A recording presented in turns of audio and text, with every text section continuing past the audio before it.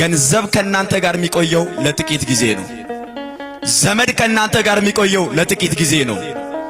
ጓደኛ ከናንተ ጋር የሚቆየው ለጥቂት ጊዜ ነው። የናንተ ጤንነት እንኳን ከናንተ ጋር የሚቆየው መቃብር እስክትገቡ ነው፣ ለጥቂት ጊዜ ነው። በዚህኛውም ዓለም በሚቀጥለውም ዓለም ለዘላለም የማይለየን መድኃኔዓለም ነው። እርሱን ነው መደገፍ ያለብን፣ እርሱን ነው መጠየቅ ያለብን፣ ለእርሱ ነው መገዛት ያለብን፣ ለእርሱ ነው መታዘዝ ያለብን።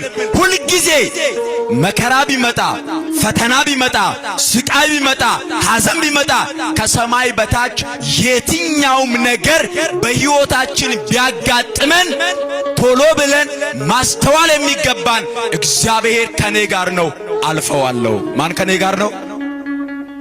መድኃኔዓለም ከኔ ጋር ነው፣ እሻገራለሁ። አማኑኤል ከኔ ጋር ነው፣ ድል አደርገዋለሁ ብለን ነው ማመን የሚገባን። ችግሩ ግን እኛ ሕይወት ውስጥ የሆነች ነገር ስትመጣ ያለንን ነው ቅድሚያ ምን ሰጠው። ገንዘብ ያለው ሰው በገንዘቡ የሚያሸንፍ ይመስለዋል። ስልጣን ያለው በስልጣኑ የሚሻገር ይመስለዋል። ዘመድ ያለው በዘመዱ የሚያልፈው ይመስለዋል። ገንዘብም ስልጣንም ዕውቀትም ብልሃትም ጉልበትም ኃይልም አላፊ ጠፊ ነው። ለዘላለም የሚያሻግር ማን ብቻ ነው?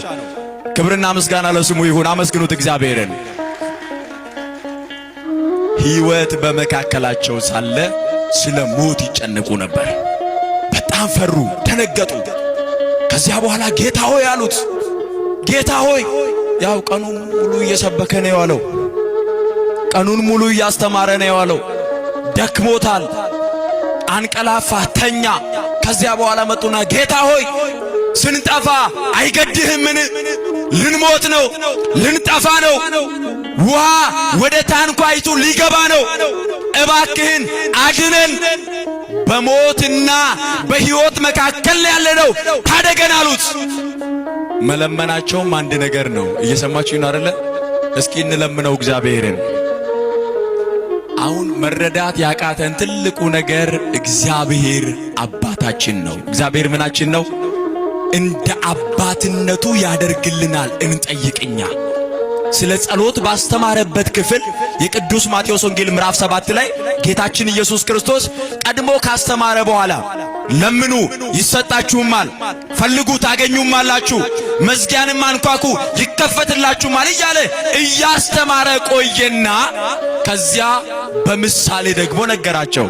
እንደዚህ አለ፣ ከናንተ መካከል አለ ልጁ አሳ ቢለምነው ለልጁ አሳውን በመስጠት ፈንታ አሳውን ትቶ ለልጁ እባብ የሚሰጥ ወላጅ አለ ወይ አለ። አረ በስመ አብ! የለም። እነሱ ያው የሚመገቡት አሳ ስለሆነ አሳ ነው። እስራኤል አካባቢ ባህር ዳርቻ የሚኖሩ ናቸው።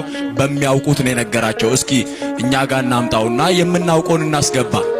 ቀጥሎ እንደዚህ አለ፣ ልጁ ዳቦ ቢለምነው አለ ዳቦውን ትቶ ለልጁ ድንጋይ የሚሰጥ አለ ወይ አለ።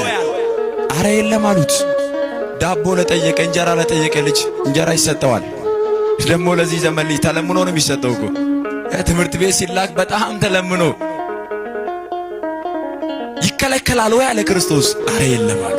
መለሰና እንደዚህ አለ፣ እንኪያስ እናንተ ክፎችና አመፀኞች ስትሆኑ ለልጆቻችሁ እንዲህ የምትራሩ ከሆነ የሰማዩ አባታችሁ እግዚአብሔር ከናንተ በላይ ስለ እናንተ ይራራል አለ። ክብርና ምስጋና ለስሙ ይሁን። አመስግኑት እግዚአብሔርን።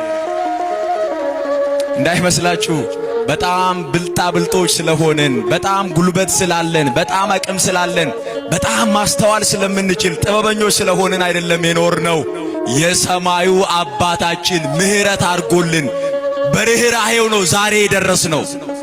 ስለዚህ እናንተ ለልጆቻችሁ እንዲህ የምትራሩ ከሆነ አለ ለልጆቻችሁ የምትጨነቁ የምታስቡ ከሆነ ያውም አመፀኞች ሆናችሁ፣ ያውም ኃጢአተኞች ሆናችሁ፣ ያውም ክፋት ሞልቶባችሁ፣ ነገር ግን ለልጆቻችሁ የምትራሩ ከሆነ የሰማዩ አባታችሁ ከናንተ በላይ ስለ እናንተ ያስባል፣ ደግሞም ይራራላችሁ።